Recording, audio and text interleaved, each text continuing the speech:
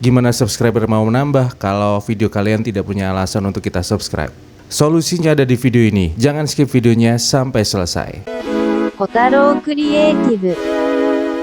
Hai everybody, selamat datang di Kotaro Kreatif dan masih bareng sama saya Wawan Kotaro. Dan di video kali ini kita akan memberikan sebuah gambaran, kita akan memberikan sebuah simulasi bagaimana alur ketika orang mau subscribe channel kalian. Jadi kalian harus tahu dulu kenapa alasannya mereka subscribe channel kalian. Jadi ada berbagai macam alasan, bisa video kalian bagus, ada juga video kalian memberikan solusi, ada juga video kalian betul-betul sesuai dengan apa yang mereka harapkan. So, mereka subscribe channel kalian. Sebenarnya jawabannya ada di subscriber channel YouTube ini. Buat teman-teman yang subscribe channel ini, kenapa kalian subscribe channel ini? Nah, itu adalah jawaban yang tepat sebenarnya. Jangan lupa subscribe dan nyalakan loncengnya supaya kalian tidak jadi YouTuber yang hanya abal-abal, yang hanya bisanya gotong royong, yang sebenarnya gotong royong tidak bisa membuat channel kalian besar. Kenapa harus subscribe channel YouTube ini? Supaya kalian jadi YouTubepreneur. Oke, everybody, langsung saja kita mulai. Kira-kira kenapa orang mau subscribe channel kalian? Pasti mereka punya alasan kuat. Tidak mungkin mereka subscribe dengan tidak punya alasan. Kalau misalnya orang yang subscribe channel kalian itu hanya sekedar support, hanya sekedar mendukung, saya kira dia tidak akan pernah loyal ke channel YouTube kalian, karena mereka hanya support, mereka hanya formalitas untuk mensubscribe channel kalian. Apalagi untuk kalian yang gotong royong, subscribe bukan karena suka kan dengan kontennya, subscribe bukan karena suka dengan channelnya, tapi subscribe karena ingin mendapatkan subscribe. Bingung kan? So, kita kasih tahu simulasinya kenapa orang bisa subscribe channel kalian. Jadi ini adalah dasar kenapa subscriber kalian tidak pernah naik. Kalau misalnya kalian tahu alurnya, so dari sini kalian akan punya celah untuk masuk sehingga bisa mendorong orang untuk bisa subscribe channel kalian. Yang pertama, sebelum mereka subscribe, mereka awalnya adalah direkomendasikan video kalian.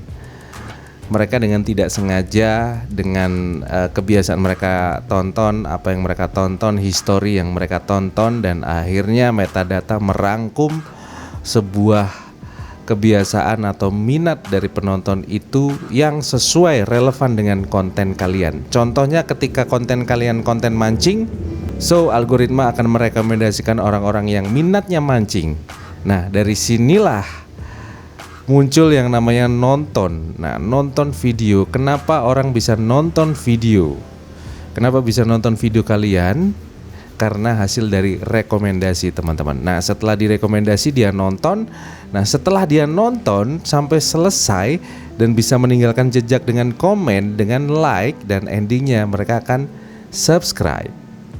Jadi jangan harap orang ini akan subscribe kalau misalnya video kalian tidak menarik buat mereka. Jangan harap video kalian atau channel YouTube kalian di-subscribe sama orang yang nonton ini kalau misalnya dia tidak meninggalkan komen yang relevan, dalam artian komen yang nyambung dengan kontennya. Karena hanya orang-orang yang fokus, orang-orang yang terpikat dengan konten itu yang mau komen di kolom komentar. Kalau misalnya komennya tidak sesuai dengan kontennya, tidak relevan dengan kontennya, nah itu masuk spam, dan saya yakin itu hanya mencari subscriber atau gotong royong. No, itu tidak bagus untuk perkembangan channel kalian. Sekali lagi, diawali dari rekomendasi, kemudian orang setelah direkomendasi dia nonton, dan setelah nonton dia puas dan akhirnya dia subscribe. Simpelnya seperti itu. Nah, kita akan mempelajari bagaimana caranya orang nonton bisa subscribe. Nah, di sini ada prosesnya. Nah, kita akan pelajari prosesnya. Nah, kita akan pelajari satu persatu teman-teman ya, bagaimana rekomendasi, setelah direkomendasi, bagaimana video kalian bisa direkomendasi, kemudian bagaimana caranya setelah direkomendasi video kalian bisa ditonton sama penonton. Kita pelajari satu persatu. Yang pertama, ini adalah metadata. Metadata, kemudian judul, deskripsi, dan tag. Ini kita berbicara soal video short ya. Nah, judul kalian, deskripsi kalian, dan tag kalian ini harus betul-betul masuk ke dalam rekomendasi. Dalam artian judul kalian relevan dengan apa yang diminati oleh penonton kalian. So, yang pertama yang harus kalian lakukan, kalian harus ngerti siapa penonton kalian. Sekali lagi, saya ulangi berkali-kali. Di setiap video saya bilang bahwasanya algoritma adalah minat penonton. Nah, sebelum kalian tahu minat penonton itu apa, kalian harus tahu siapa penonton kalian. Nah, kalau sudah tahu, so teman-teman pasti bakal secara otomatis menuliskan judul sesuai dengan karakter dari penonton kalian. Deskripsinya juga seperti itu dan seterusnya. Jadi sebelum video ini masuk ke dalam rekomendasi dan direkomendasikan ke penonton yang tepat sesuai dengan target kalian, sesuai dengan video kalian, relevan dengan konten kalian, so yang harus dilakukan adalah teman-teman harus riset yang namanya judul, kata kunci dan lain sebagainya, keyword ya. Nah, bagaimana cara mencari kata kunci? Silakan klik video link di atas di pojok. Kita sudah jelaskan banyak sekali videonya. Oke, dan juga di link di deskripsi sudah banyak kata kunci bagaimana caranya mencari kata kunci supaya video kalian banyak yang nonton. Kemudian judul dan deskripsi juga sama, ini juga harus mengandung kata kunci teman-teman ya. Dan pastikan deskripsi ini relevan dengan judul. Dari judul ke deskripsi ini merupakan penjabaran dari judul teman-teman ya. Jadi jangan sampai judul dan deskripsi tidak nyambung. Dari sinilah rekomendasi akan tidak tepat ke sasaran. Teks sebenarnya ini tidak seberapa pengaruh katanya ya. Tahun 2020 itu tidak berpengaruh, YouTube sendiri bilang tidak berpengaruh, hanya membantu orang yang salah ketik. Tapi dari sinilah kalau kita maksimalkan juga akan sangat-sangat berpengaruh teman-teman. Bagaimana tag pertama itu yang menentukan kata kunci yang akan lebih kuat lagi. Nah, setelah judul, deskripsi, dan tag atau yang disebut dengan metadata di video YouTube Short kalian, dan akhirnya metadata ini akan masuk ke dalam sistem rekomendasi algoritma YouTube. Nah, setelah itu rekomendasi secara otomatis akan merekomendasikan ke penonton-penonton yang sesuai dengan minatnya. Ketika konten kalian, judul kalian seputaran mancing, deskripsi kalian seputaran video mancing, rekomendasi akan bekerja dan akan merekomendasikan video kalian ke penonton yang suka mancing, yang suka nonton video mancing. Begitu juga video-video yang lainnya teman-teman ya. Dan yang berikutnya setelah nonton teman-teman ya. Jadi ketika penonton menonton video kalian, endingnya adalah kesan. Kira-kira ini kesannya apa? Ini yang menentukan orang mau subscribe atau tidak. Jadi kalian harus membuat sebuah kesan supaya penonton setelah nonton ada impact, ada sesuatu hal yang dia dapat, ada manfaat, dia terhibur, dia mendapatkan informasi baru, dia mendapatkan solusi, dia mendapatkan sesuatu hal yang belum pernah dia ketahui, dan itu akan membekas dan akan berkesan. So, secara otomatis orang yang terkesan dengan video kalian, yang akan dia lakukan adalah subscribe. Kenapa? Karena dia tidak mau ketinggalan video-video selanjutnya. Karena dia sudah menganggap bahwasannya video kalian sudah sangat-sangat mengesankan dan dia butuh dengan video kalian. Dan akhirnya dia subscribe supaya ketika kalian upload, dia akan mendapatkan notifikasi. Nah, yang berikutnya ini adalah tips. Ini adalah rumus rahasia buat teman-teman. Ketika kalian mengerti, ketika kalian menerapkan rumus ini, so video kalian secara otomatis akan meledak, video kalian secara otomatis akan viral, video kalian dan channel YouTube kalian akan banyak subscriber. Rumusnya adalah, ini adalah masalah ditambah solusi sama dengan subscribe. Jadi kenapa orang subscribe? Karena ada masalah. Ketika ada masalah, muncullah sebuah solusi. Nah, solusi inilah yang membuat orang subscribe. Kalian sudah ketemu siapa penonton kalian. Nah, yang harus kalian cari adalah masalah mereka. Setiap manusia pasti punya masalah, sekecil apapun itu. Dan masalah ini harus ditemukan yang namanya solusi. Dan solusi ini adalah peran konten kalian, peran video kalian. Bagaimana video kalian ini merupakan sebuah solusi untuk masalah dari penonton kalian.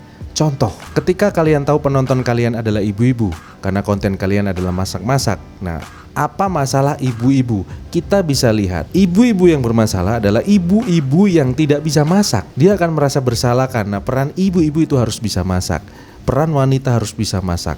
So, yang harus dilakukan adalah berilah sebuah konten, sebuah solusi cara mudah memasak untuk pemula misalnya. Dari situlah orang akan berkesan, oh ternyata ada ya cara yang mudah, tidak perlu repot-repot, tidak perlu ribet-ribet. Ternyata saya pun meskipun gak bisa masak, ternyata ada solusinya, yaitu konten kalian, video kalian. Dari situlah dia terkesan dengan video kalian dan dia merasa butuh dengan video kalian. So, apa yang dilakukan? Dia pasti subscribe dan dia akan menyalakan loncengnya karena kalian sudah menyuruhnya. Jadi ketika video kalian merupakan solusi untuk penonton kalian, kalian akan sangat mudah untuk mengkomando mereka. Kalian akan mudah untuk mengarahkan mereka ke tombol subscribe dan lonceng. Sebagai contoh, di channel YouTube ini, saya mau tanya ke teman-teman untuk subscriber, tolong jawab di kolom komentar. Kenapa kalian mau subscribe channel YouTube ini? Karena channel YouTube ini merupakan sebuah solusi untuk permasalahan YouTuber-YouTuber pemula. Nah, dari sini banyak yang terkesan, banyak di kolom komentar, silakan teman-teman baca bahwasannya mengucapkan terima kasih. Baru kali ini ada penjelasan yang jelas, ada penjelasan yang jujur, ada penjelasan yang tulus, ada penjelasan yang sangat-sangat gamblang dan lain sebagainya, tidak bertele-tele dan lain sebagainya. Nah, kebetulan dan kemungkinan ketika video ini diupload, hanya channel YouTube ini yang memberikan tutorial yang sangat-sangat detail tentang bagaimana caranya mengembangkan channel YouTube dan YouTube Short.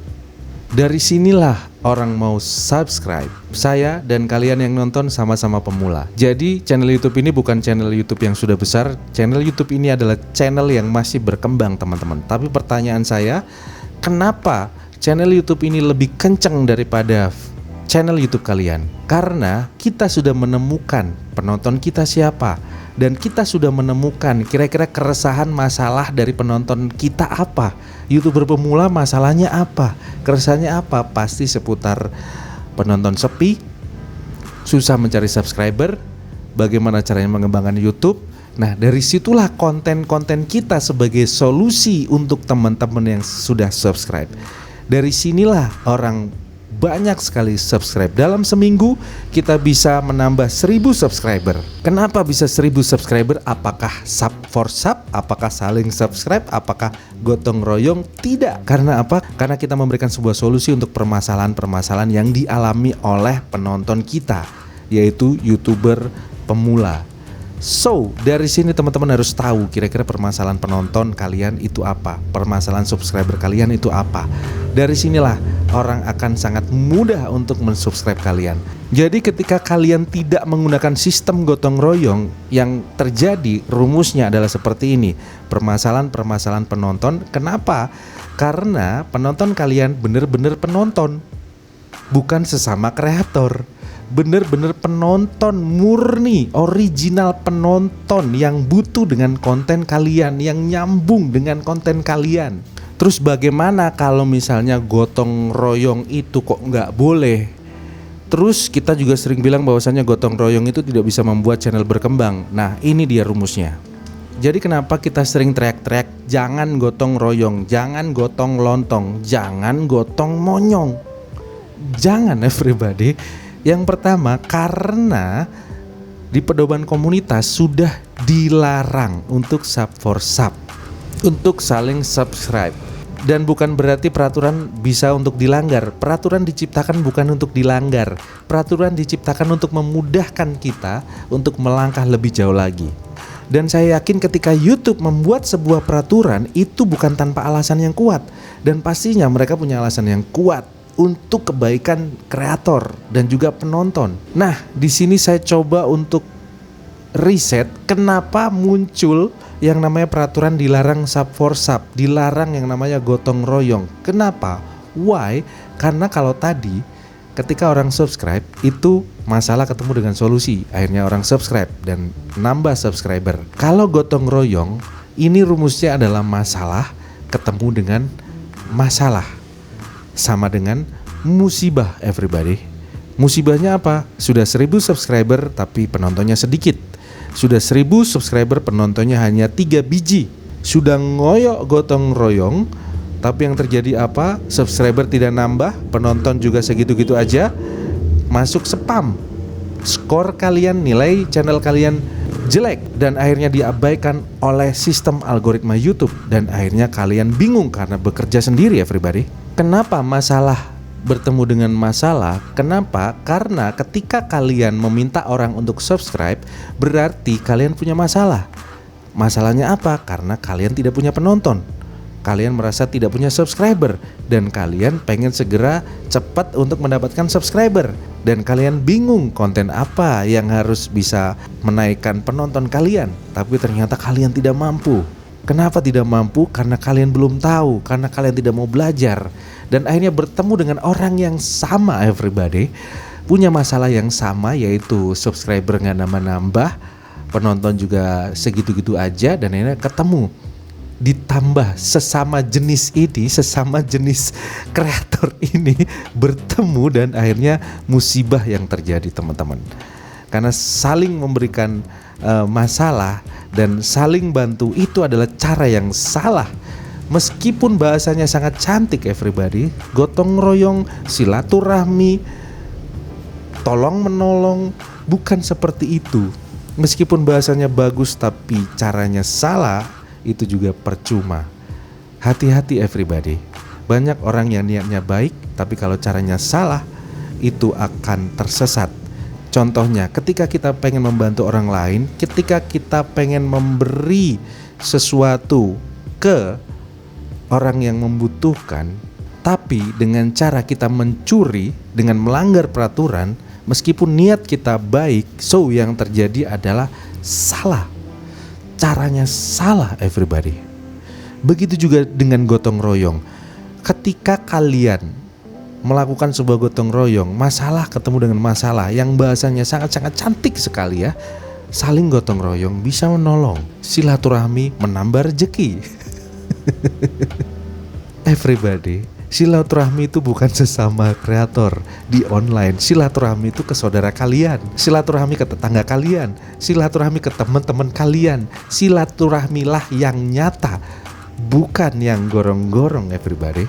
Sekali lagi, kalau misalnya kalian pengen menambah subscriber dengan cepat, natural, dan perkembangannya sangat pesat sekali, dan kalian mendapatkan penonton yang sangat-sangat loyal, bagaimana caranya kalian tahu masalah dari penonton kalian dan buatlah sebuah konten, sebuah solusi untuk penonton kalian. Thank you very much for watching. Jangan lupa belajar karena hidup untuk belajar. Ingat, tidak ada YouTuber yang gagal, yang ada adalah YouTuber berhenti upload. I'm Wawan Kotaro. Bye.